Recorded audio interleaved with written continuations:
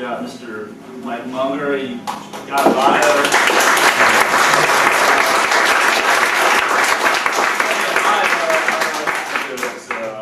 It was like 3 pages long. Just what I would expect. Well, I'm Mike Munger. I'm the chair of the Political Science Department at Duke. I have worked in political science now for 25 years, and I've spent a lot of time studying politics. But for a long time, I thought I should run for office because I would learn a lot from that. Probably never would have happened, except that I got upset about the direction that I think our nation and our state is going. So I think, like a lot of people, the difficulty that they have is real conservatives, people who actually believe in America, don't feel like they have anywhere to go. And so it isn't that we've changed, it's that the Republicans, and both in the Congress and for the presidency, have moved away, have changed into something else that I no longer recognize. And so I decided to run as a libertarian.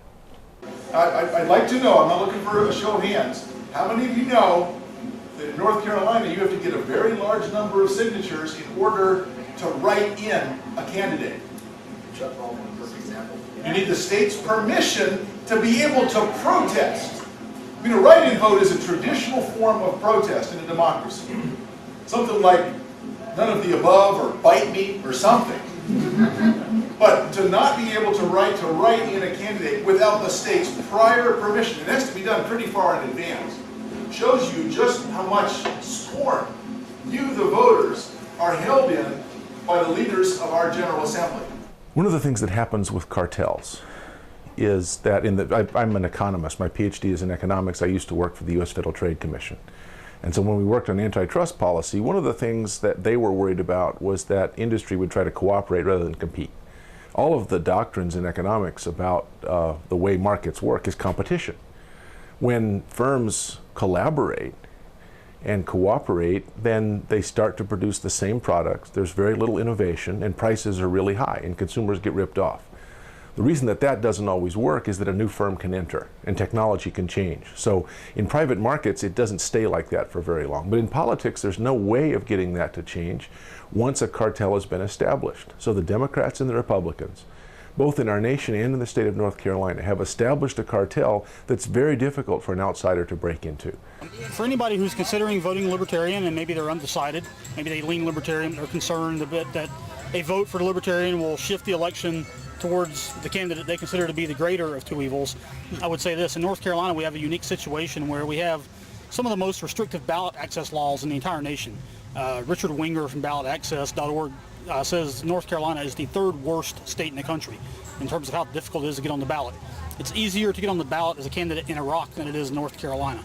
Libertarians in North Carolina can't get onto the ballot without spending $250,000. Other parties, Constitution Party, Green Party, regardless of what you think of their ideology, can't get on the ballot without the permission of the state. There's a conflict of interest there.